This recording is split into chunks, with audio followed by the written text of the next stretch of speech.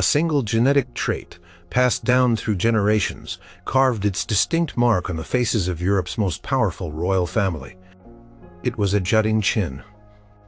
An overbite so pronounced it often prevented their mouths from fully closing. A feature so unique it became known as the Habsburg jaw.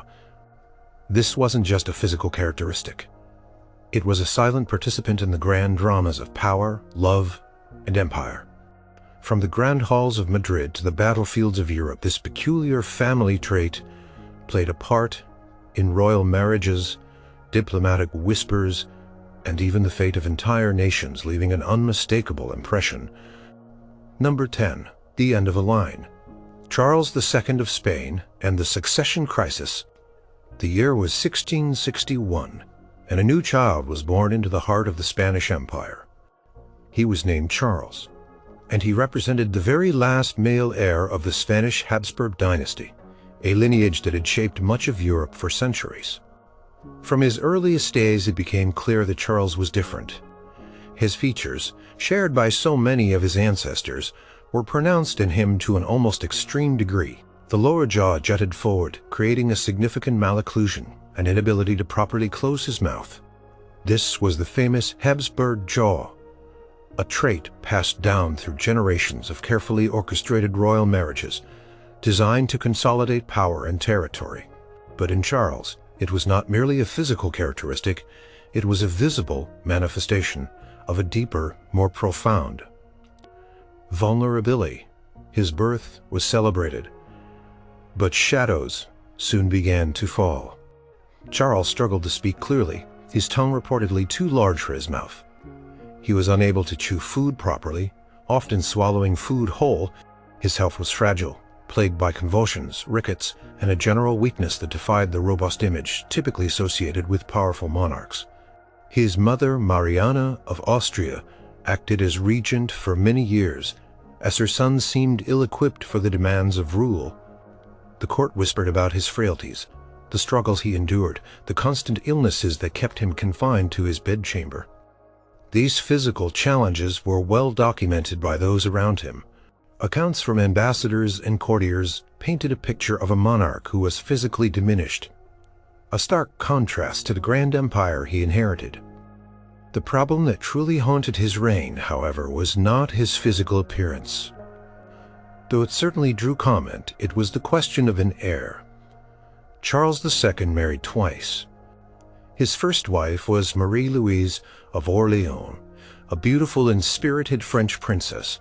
Their union, celebrated with great pomp and ceremony, was meant to secure the future of the Spanish throne. Years passed, but no children were born. The court grew increasingly anxious. Doctors and alchemists were consulted, prayers offered, and pilgrimages undertaken, all in a desperate bid to ensure a successor. Marie-Louise herself reportedly despaired, her youthful energy fading under the pressure.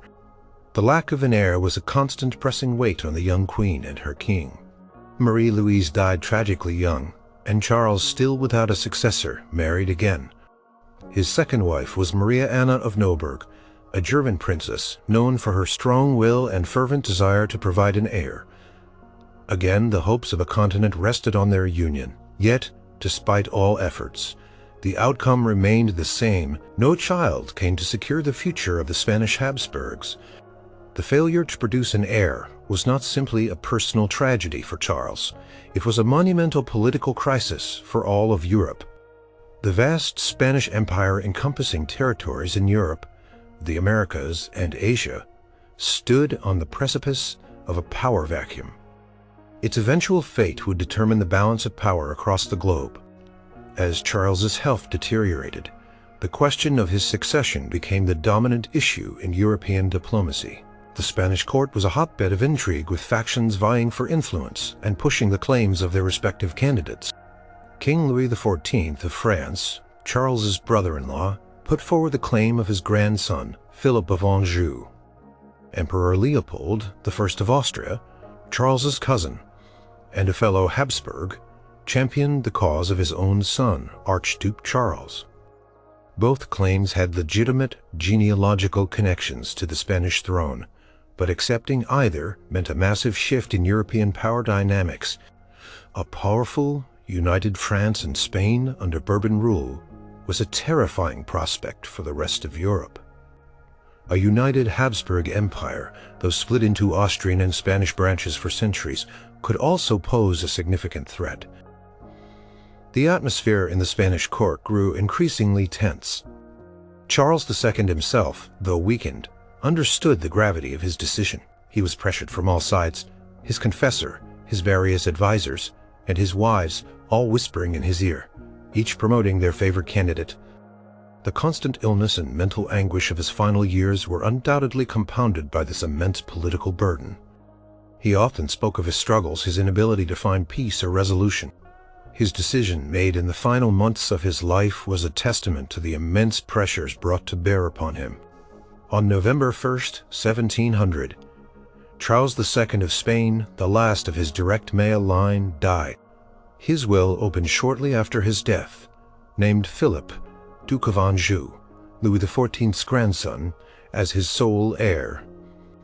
This decision immediately plunged Europe into chaos. Emperor Leopold I refused to accept the will, believing his family, the Austrian Habsburgs, had the rightful claim.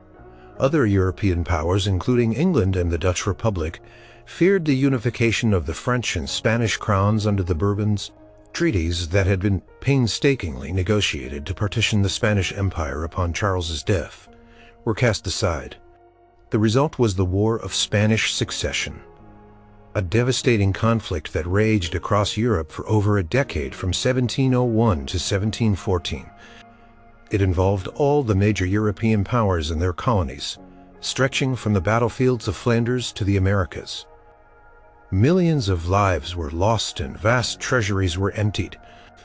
The physical state of one man, the last of his line, had directly precipitated one of the largest and most destructive wars in European history. His visible, physical characteristics, the iconic Habsburg jaw, served as a perpetual reminder of the close familial ties that had defined his dynasty and ultimately brought about its end in Spain.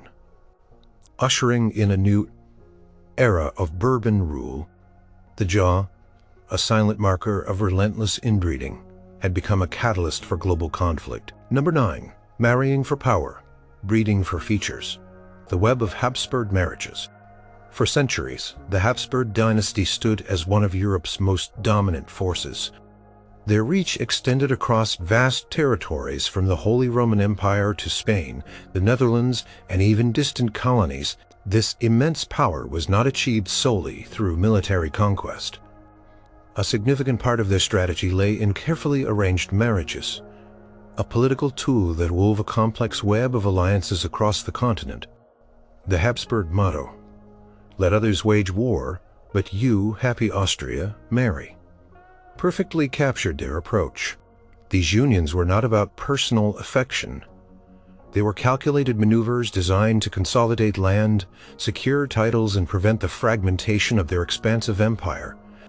However, this relentless pursuit of power through marriage also inadvertently propagated a distinctive family feature: the Habsburg jaw. The practice of endogamy, or marrying within a limited group, became a cornerstone of Habsburg dynastic policy. They frequently married first cousins, second cousins, and even nieces. The goal was to keep wealth, power, and territories concentrated within the family, preventing them from being divided or inherited by rival houses. This was a common practice among European royalty, but the Habsburgs took it to an extreme, marrying close relatives with unusual frequency for over 2 centuries. For example, Philip II of Spain, one of the most powerful Habsburg rulers, was married 4 times. His first wife, Maria Manuela of Portugal, was his first cousin. His 4th wife, Anna of Austria, was also his niece. This pattern of closely related unions was reproduced across the Spanish and Austrian branches of the family, intertwining their bloodlines ever more tightly. Each marriage was a high-stakes negotiation. When Ferdinand I, Holy Roman Emperor, married Anna of Bohemia and Hungary in 1521, It brought the crowns of Bohemia and Hungary into the Habsburg fold, greatly expanding their Central European influence. This strategic alliance was solidified by the children born from this union, who in turn married into other powerful lines, including the Spanish Habsburgs. The double marriages of 1548 were another prime example. Philip II, then Prince of Asturias, married his first cousin Maria of Portugal. Simultaneously, his sister Maria of Spain married her first cousin Maximilian, who later became Emperor Maximilian II. These arrangements were meticulously planned, often years in advance, with diplomats poring over genealogies and political maps. The consequences of this intricate marriage strategy were profound. On one hand, it allowed the Habsburgs to create an empire on which the sun never set, accumulating vast holdings without always resorting to warfare. Through strategic marriages, they gained control of the Low Countries, parts of Italy, and the vast riches of the Americas. Dynastic continuity was paramount, and these unions aimed to guarantee a steady stream of heirs who would inherit and protect the family's extensive domains. The jaw, a visible marker of their lineage, was passed down through these generations, becoming more prominent as the family tree became more constricted. The jaw's increasing prevalence among the Habsburgs was noted by observers of the time. While not explicitly understood as a genetic consequence of inbreeding in the modern sense, its consistent appearance across generations became an undeniable family trait. Artists, when commissioned to paint royal portraits, often depicted this feature, sometimes subtly, sometimes with striking accuracy. It became part of the visual language of the dynasty, a physical characteristic that marked a person as undeniably Habsburg. This meant that the same strategy that brought vast power and territory also led to the intensification of this distinct physical trait. The pursuit of power through marriage also led to a complex network of familial relationships that blurred the lines between the Spanish and Austrian branches of the family. The two lines constantly intermarried, sharing a common ancestry and reinforcing the genetic predisposition for the jaw. Philip III of Spain married Margaret of Austria, his cousin. Their son, Philip IV, married Elizabeth of France, but his second marriage was to Mariana of Austria, his niece and cousin. This intricate web meant that a person might be a first cousin on one side and a niece on another, creating an extremely shallow gene pool. These repeated close-kin marriages had the intended effect of consolidating power within the Habsburg family.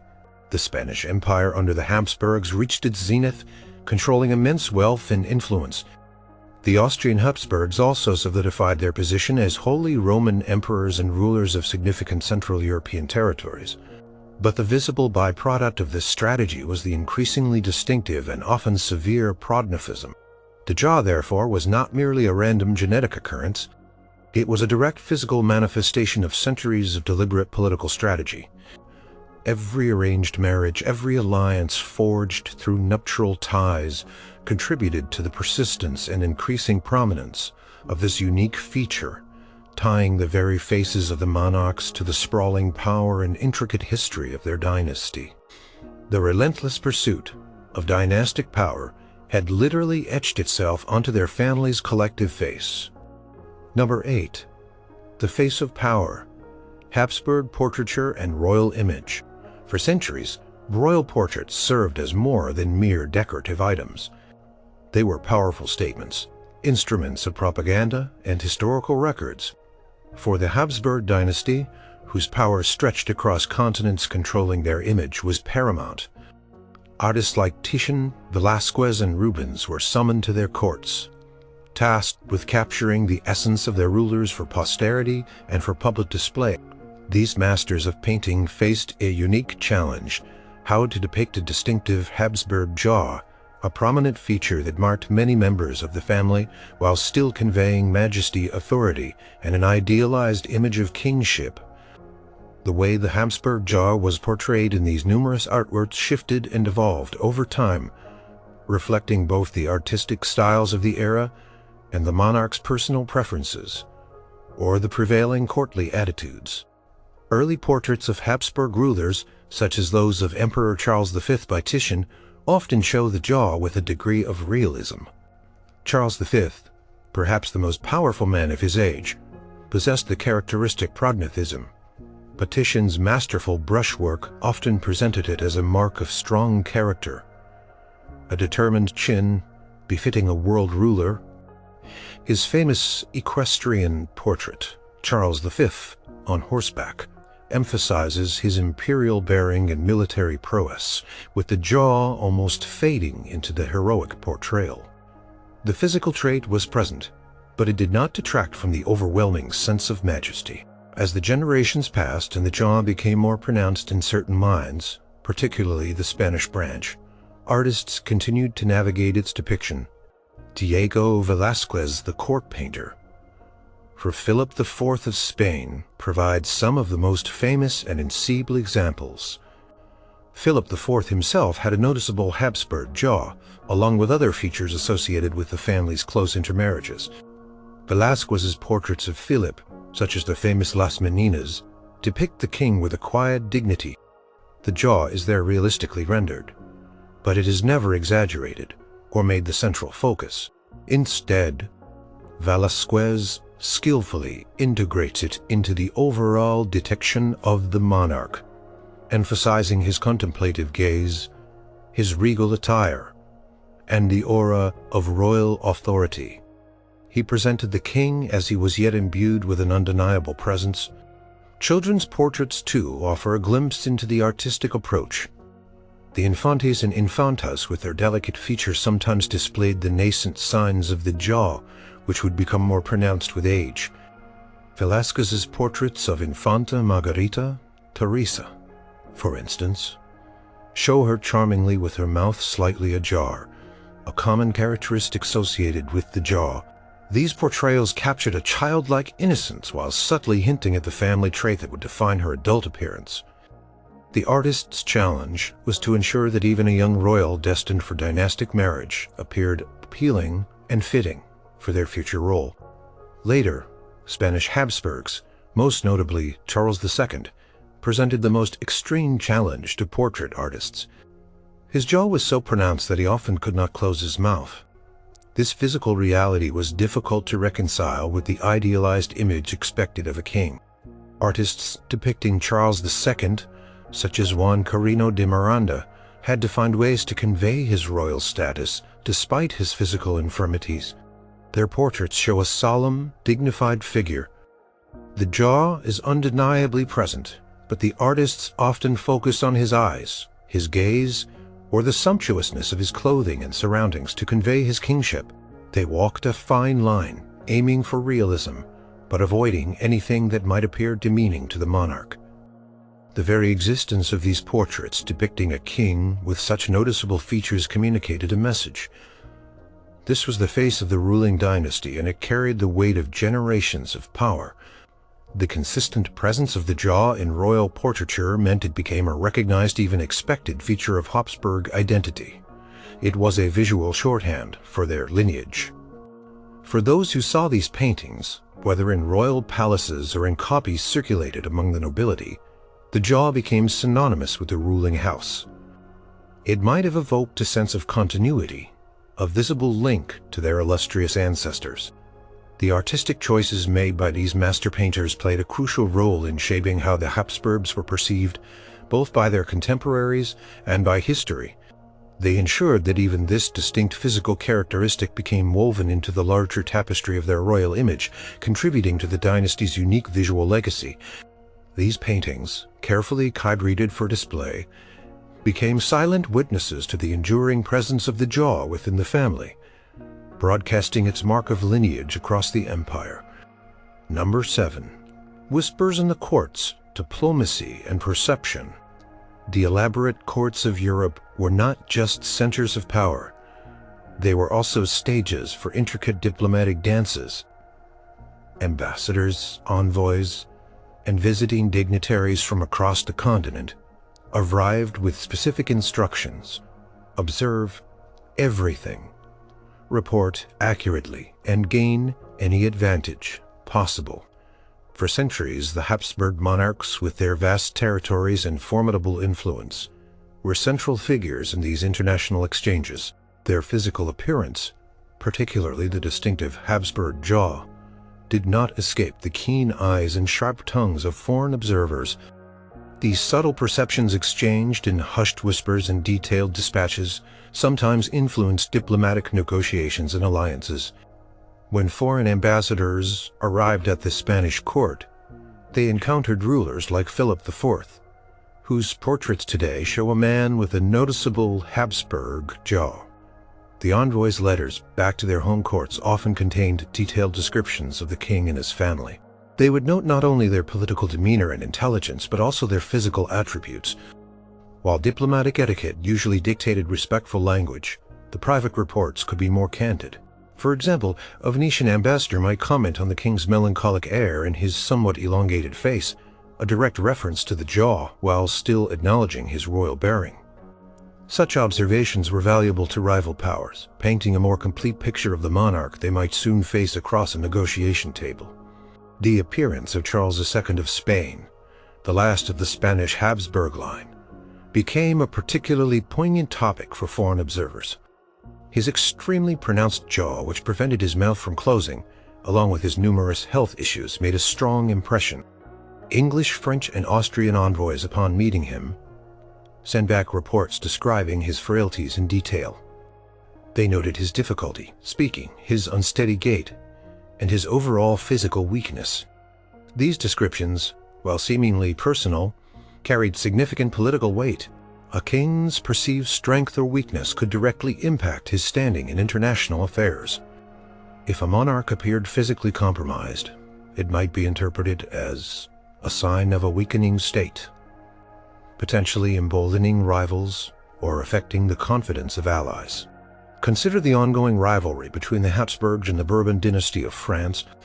French diplomats, naturally keen to highlight any perceived weaknesses in their Spanish incorporated descriptions of the Habsburg jaw and associated physical traits into their reports.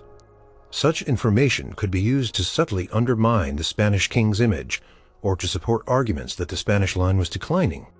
A physically powerful Magic monarch could inspire awe and command respect. A king struggling with visible physical difficulties might, in some diplomatic circles, invite pity or a sense of opportunity. Marriage negotiations were another arena where physical appearance played a role. Royal marriages were strategic alliances, and the physical characteristics of potential brides and grooms were carefully scrutinized. While the Habsburg jaw was an acknowledged family trait, it could become a point of discussion, especially if it was particularly pronounced. For example, when a Spanish infanta with a prominent jaw was proposed for marriage to a foreign prince, her appearance would be part of the overall assessment. While dynastic considerations and political advantage usually outweighed physical aesthetics, the jaw was a fact of life for these individuals and their families.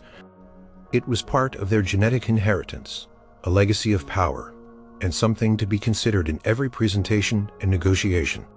Reports from the Imperial Austrian Habsburg court also touched upon these observations. Though the jaw was less pronounced in the Austrian branch, it was still present. Diplomats would note the shared features across both Habsburg lines, reinforcing the perception of a unified, albeit geographically separated family. The consistent presence of this feature, even as sometimes seen as peculiar, also served as an unmistakable mark of their unique lineage. It was a physical identifier that confirmed their identity as true Habsburgs, a bloodline deeply intertwined with European history. So, in the hushed conversations of court anterooms and the carefully coded dispatches sent across borders, the Habsburg jaw became a minor yet persistent detail. It was part of the overall assessment of a monarch's fitness to rule, a visible sign of their lineage, and a point of observation that informed the complex web of diplomatic relations. While never the sole determinant of policy, these whispers about physical appearance, including the characteristic jaw, contributed to the collective perception of the Habsburg rulers on the grand stage of European diplomacy. Number 6. a symbol of degeneration. Anti-Habsburg propaganda and caricature. In an age before mass media propaganda took many forms: pamphlets, broadsheets, satirical poems, and, significantly, political caricatures. These images and texts were potent weapons in the ongoing power struggles between European nations, designed to influence public opinion, undermine rivals, and rally support for one's own cause. For centuries, the mighty Habsburg dynasty, with its vast empire and formidable influence, was a frequent target of such campaigns. Their distinctive physical features, particularly the prominent Habsburg jaw, became a recognizable symbol that enemies eagerly exploited to portray the dynasty as decadent, deformed, or unfit to rule. The French, perennial rivals of the Habsburgs for dominance in Europe, were particularly adept at using satire and visual mockery. During periods of intense conflict, such as the Franco-Spanish Wars or the War of Spanish Succession, pamphlets and prints would circulate, often depicting Habsburg monarchs in unflattering ways. The characteristic jaw, sometimes exaggerated to grotesque proportions, became a focal point. These caricatures might show a Habsburg king with a gaping mouth struggling to speak, or looking simple-minded. The message was clear. This physically distinctive feature was not a mark of noble lineage, but a sign of degeneracy, a physical manifestation of a family weakening from excessive intermarriage. One notable example involves Charles II of Spain, whose physical frailties were well known. His extreme prognathism and general ill health made him an easy target for hostile propaganda. French caricaturists portrayed him as El Hequidoi, the bewitched, a weak and sickly monarch, often emphasizing his jaw and other physical deformities to suggest mental incapacity or a lack of vigor suitable for a ruler. These images were designed to chip away at his authority, to make him appear less formidable to his own subjects and to other European powers.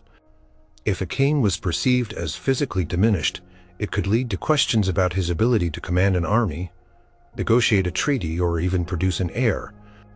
The Dutch, too, engaged in anti-Habsburg propaganda during their long struggle for independence from Spanish rule. While their visual attacks might have focused more on the brutality of Spanish governors or the perceived tyranny of Philip II, the physical characteristics of the Habsburgs would not have been ignored. The jaw could be subtly integrated into broader caricatures of the Spanish oppressor, adding to a visual narrative of a foreign, almost alien ruling power. The very distinctiveness of the Habsburg features, which the dynasty might have viewed as a mark of their unique bloodline, was twisted by their enemies into a symbol of their otherness and supposed inherent flaws. Beyond direct caricature, satirical writings and broadsides also played a role. These texts would describe the physical appearance of Habsburg monarchs in unflattering terms, often making direct reference to the jaw or the difficulty some members had with speaking or eating. The language might be laced with thinly veiled contempt, presenting these physical traits as evidence of divine disfavor or the consequences of unhealthy royal practices, such as excessive inbreeding. Such written propaganda aimed to shape public perception, fostering resentment or ridicule among the populace. The effectiveness of this propaganda lay in its ability to take a visually recognizable feature and imbue it with negative connotations. The Habsburg jaw, which within the dynasty might have been seen as a family mark, was reframed as a sign of decay, a visible warning against their rule. By depicting the rulers as physically flawed or grotesque, the propaganda sought to dehumanize them, making it easier to justify opposition, rebellion, or war against their empire. It was a potent psychological weapon, turning a physical reality into a political liability. This use of the jaw in propaganda highlights the role of physical appearance in the public sphere even centuries ago. It shows how even a genetic trait, seemingly personal, could be weaponized in the cutthroat world of international politics.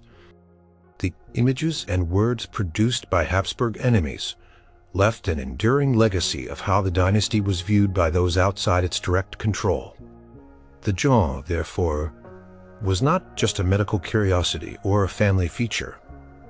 It became a contested symbol, a visual battleground in the propaganda wars that shaped the narrative of European history for centuries. Number 5. The unspoken burden. Personal struggles of affected monarch. Life at the apex of power, surrounded by luxury and deference, might appear idyllic. Yet for many Habsburg monarchs, the burdens of their high office were compounded by deeply personal struggles, stemming from their physical Habsburg jaw. This inherited trait, a visible hallmark of their lineage, brought with it an array of challenges that impacted their daily lives, their ability to perform royal duties, and their personal comfort. These struggles, often left unstated in official chronicles but hinted at in private accounts, represent a human dimension to the dynasty's celebrated power. One of the most frequently documented difficulties associated with the jaw was its impact on speech. The extreme prognathism often made it challenging to close the mouth properly, affecting articulation. Charles II of Spain, whose jaw was exceptionally pronounced, famously struggled with speaking clearly. Contemporary accounts describe his difficulty in forming words, often leading to a slurred or unintelligible speech pattern. For a king, whose voice was meant to command and persuade, this was a significant hurdle. Public audiences, diplomatic negotiations, and addresses to the court would have been physically demanding and, potentially, a source of personal frustration. While courtiers would undoubtedly have adapted, the effort required for Charles to communicate effectively was a constant unspoken challenge. Eating was another daily activity, complicated by the jaw. The malocclusion meant that many Habsburgs, especially those with more severe cases, could not properly chew their food. Accounts mentioned individuals having to swallow food whole or requiring their meals to be specially prepared, perhaps cut into smaller pieces. This mundane yet essential act, a simple pleasure for most, could become a laborious and perhaps even embarrassing ordeal for a monarch, especially during formal banquets, attended by hundreds of watchful eyes. The elaborate meals served at court, symbols of royal splendor, would have presented a unique challenge to those affected by the jaw, requiring constant effort to maintain decorum while consuming nourishment. Beyond these practical difficulties, there was the constant pressure of public appearance. Monarchs were expected to project an image of strength, health, and regal dignity. For those with a pronounced jaw, maintaining this image would have required considerable conscious effort. Portraits, though often idealizing, still reveal the jaw's presence. Every public procession, every audience, every formal event was an opportunity for scrutiny. While loyalty and tradition ensured respect, the physical distinctiveness would have been noticed and perhaps discussed. As seen in diplomatic reports, the personal impact of such constant observation, knowing one's most prominent feature was a subject of comment, can only be imagined as a persistent private weight. Some accounts suggest that the physical ailments associated with the inbreeding that caused the jaw also contributed to a general air of melancholy or listlessness among certain Habsburgs. While direct links between the jaw itself and psychological states are not established, the overall fragile health that often accompanied it could certainly affect a monarch's disposition. A king frequently ill, struggling with pain or weakness, might naturally appear withdrawn or lacking in the robust energy expected of a ruler. For example, Philip IV of Spain, known for his solemn demeanor and often described as melancholic, carried the Habsburg jaw. While his personality might have been naturally disposed to gravity, his physical features and overall health could have contributed to this perception. The pressure to produce an heir, a paramount duty for any monarch, would have been particularly intense for those like Charles II, whose physical condition included probable infertility. For a man whose dynasty depended entirely on him producing a successor, The inability to do so possibly linked to the same genetic factors that caused his jaw would have been a source of immense personal anguish. The public and private despair surrounding his childlessness points to a profound personal burden, a failure to fulfill his most fundamental royal duty, exacerbated by his visible These unspoken burdens underscore the human cost behind the grand narratives of power and empire. For the individuals bearing the Habsburg jaw, life was not just about ruling vast territories. It was also about navigating daily physical challenges, managing public perception, and pretending. Their struggles, though rarely explicitly detailed in official histories, were a constant undercurrent to their reigns. Number 4. The Doctor's Dilemma. Medical observations and royal health. In an era long before the advent of modern genetics or comprehensive medical understanding, the distinctive physical characteristics and chronic health issues of the Habsburg dynasty presented a peculiar challenge to court physicians.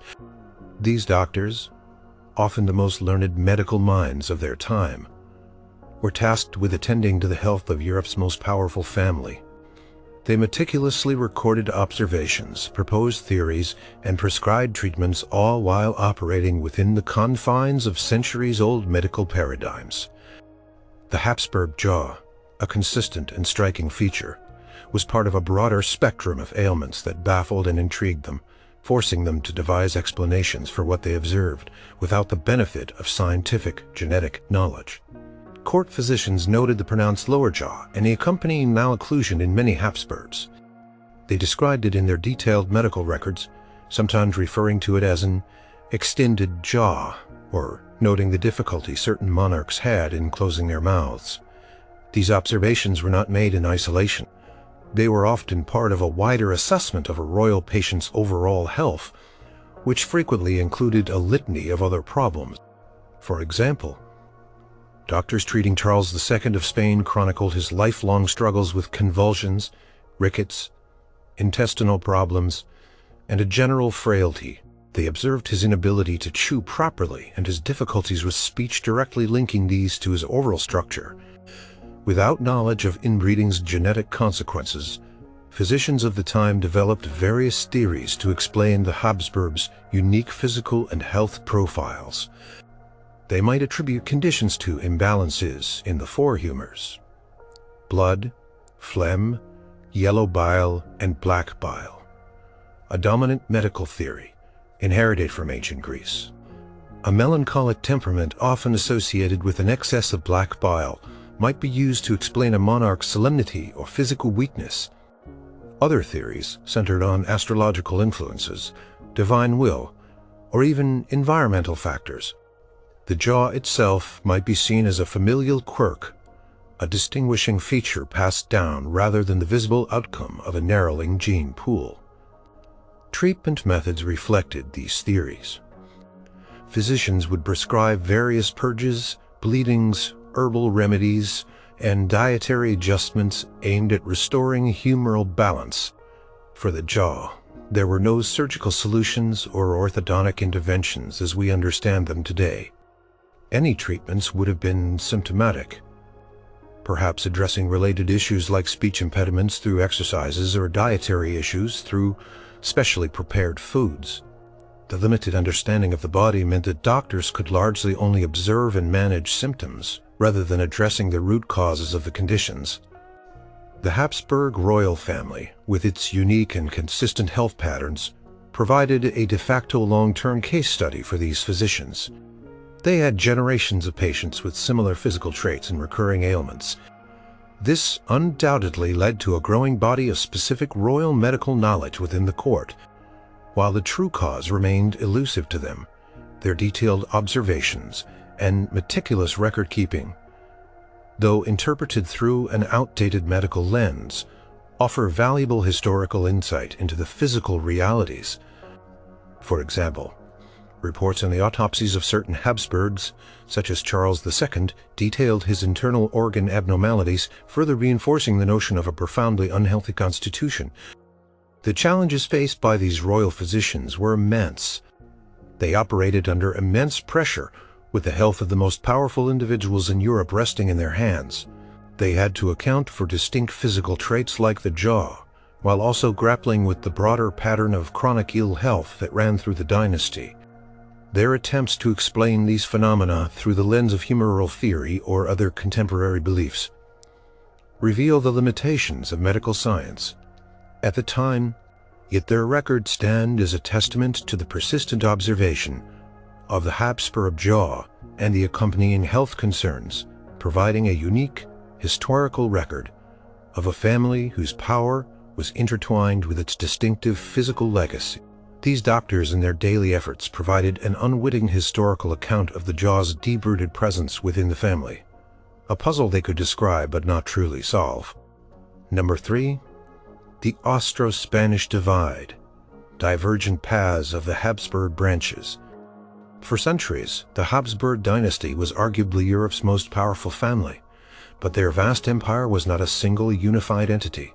It was divided into two distinct branches: the Spanish Habsburgs, who ruled Spain, its global empire, the Netherlands, and parts of Italy, and the Austrian Habsburgs, who held the titles of Holy Roman Emperors, encoding Austria, Bohemia, and Hungary, including Austria, Bohemia, and Hungary. While both branches shared a common ancestry and the propensity for the Habsburg jaw, the degree to which this trait manifested and the ultimate fates of the two lines followed strikingly divergent paths. Deeply influenced by their differing marriage patterns, the Spanish Habsburgs, driven by an intense desire to consolidate power and maintain territorial integrity, pursued a policy of extreme endogamy. They married within their family with an unparalleled frequency. First cousins married first cousins, and uncles married nieces with alarming regularity. This relentless inbreeding was intended to keep the vast Spanish inheritance strictly within the Habsburg bloodline, preventing its fragmentation or passing into the hands of rival dynasties. The visible consequence of this policy was the increasingly pronounced manifestation of the Habsburg jaw within the Spanish line. Portraits of Spanish monarchs like Philip IV and particularly Charles II showcase the jaw in its most extreme form, a stark physical marker of their concentrated lineage. Charles II, the last Spanish Habsburg king, embodied this phenomenon to its fullest, his physical frailties, including his severely prognathic jaw, becoming a symbol of the line's genetic decline.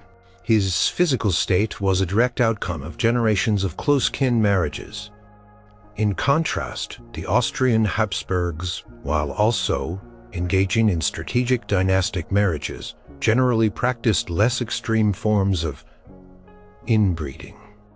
While still marrying cousins, their marital alliances often extended to other powerful European houses beyond their immediate family circle.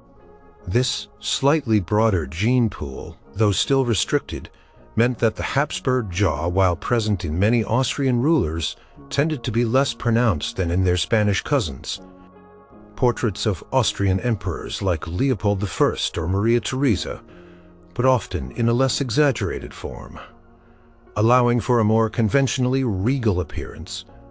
Maria Theresa, formidable ruler, and the only female Habsburg sovereign, famously carried the familial chin, but it did not define her appearance in the way it did for some of her Spanish relatives.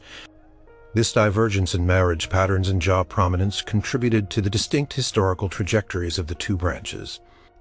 The Spanish Habsburg line, weakened by generations of genetic issues, exacerbated by extreme inbreeding, struggled with chronic ill health, low fertility rates, and a series of physically and mentally frail monarchs.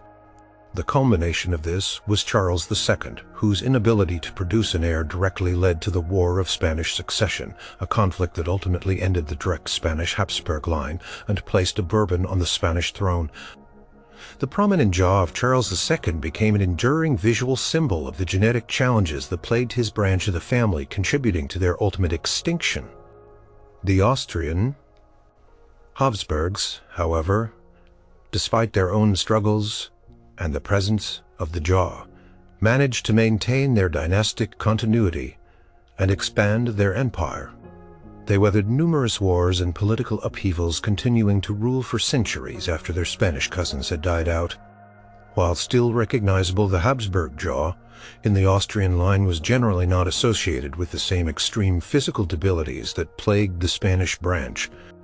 This subtle difference in the severity of the genetic trait, driven by differing marital strategies, arguably played a role in the long-term viability of each branch. The Austrian line, perhaps inadvertently, allowed for slightly more genetic diversity, which, while not eliminating the jaw, softened its impact and allowed the dynasty to continue to thrive and adapt. The Habsburg jaw, therefore, serves as a tangible physical representation of the divergent dynastic strategies and fates of the two great branches of the family. It was a shared trait, a mark of their common powerful heritage, but its varied prominence reflected the specific choices made by each branch. Regarding their marriage policies, the Spanish line, clinging fiercely to purity of blood and direct inheritance, saw the jaw become a symbol of their eventual demise. The Austrian line, while equally proud of its lineage, maintained a slightly wider net of marriage alliances, perhaps allowing them to endure and evolve.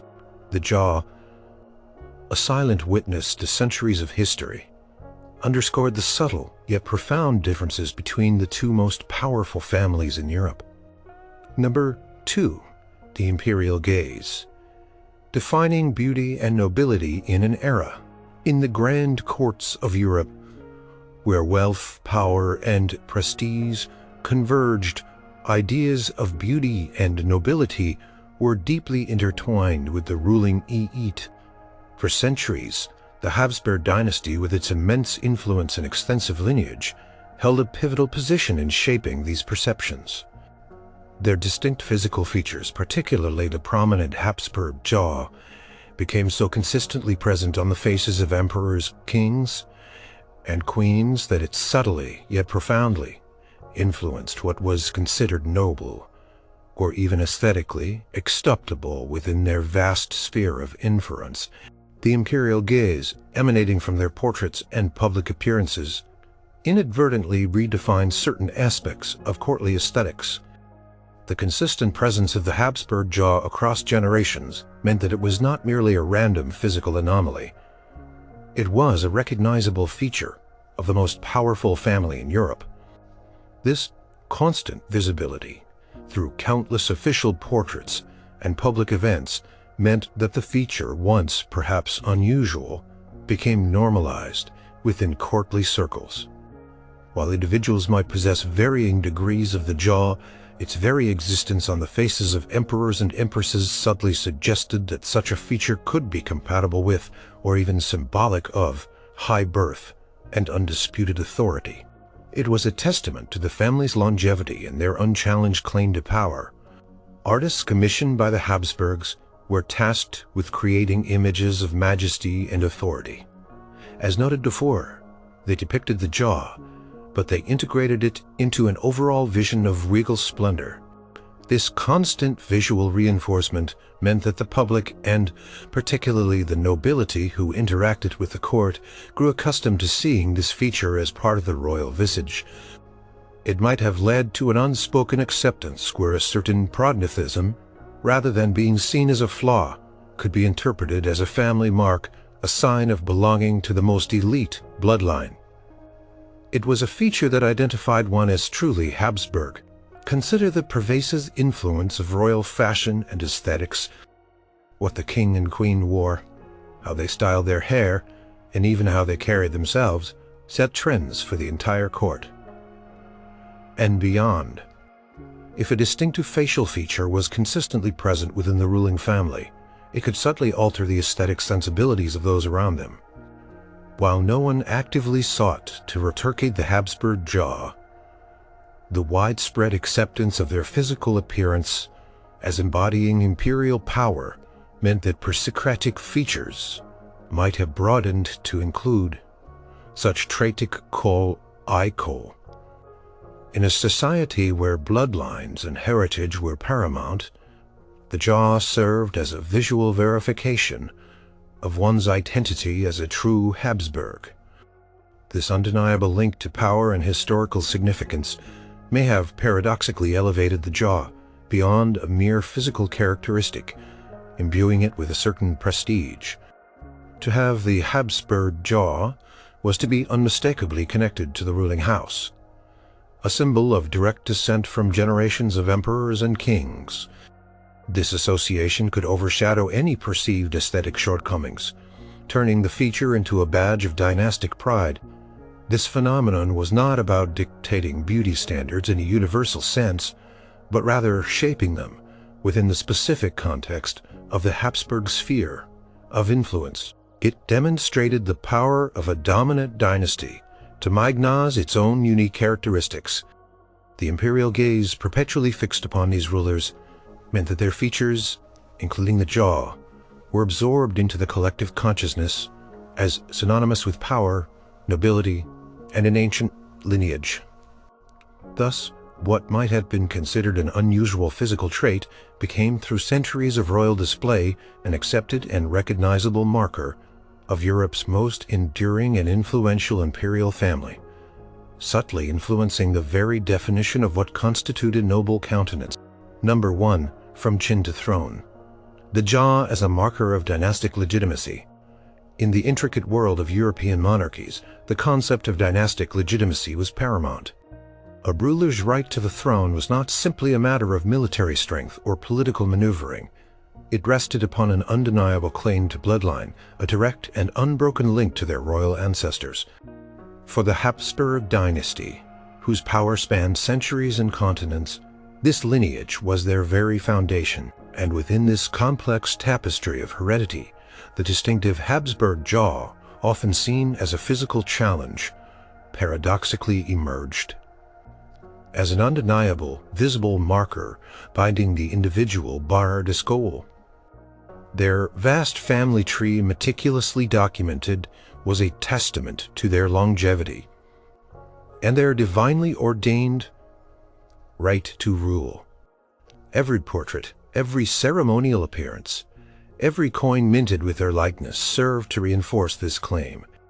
The presence of the Habsburg jaw, passed down through this unbroken line, provided an immediate and unmistakable visual confirmation of this lineage.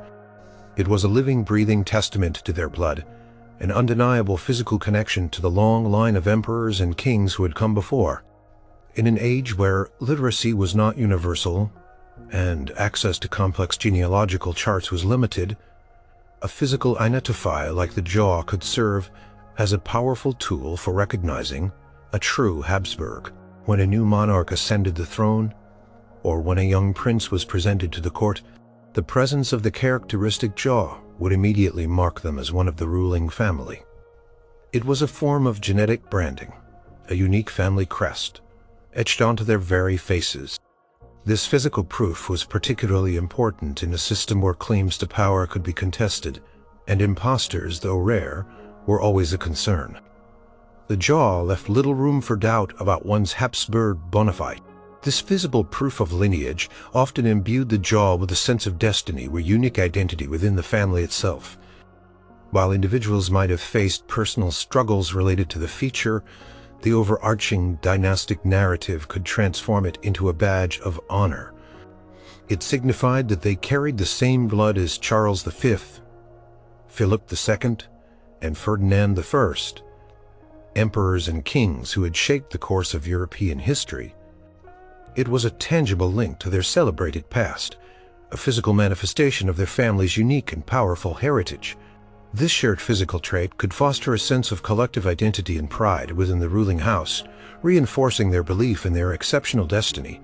Moreover, the jaw's consistent appearance across generations underscored the very nature of hereditary monarchy.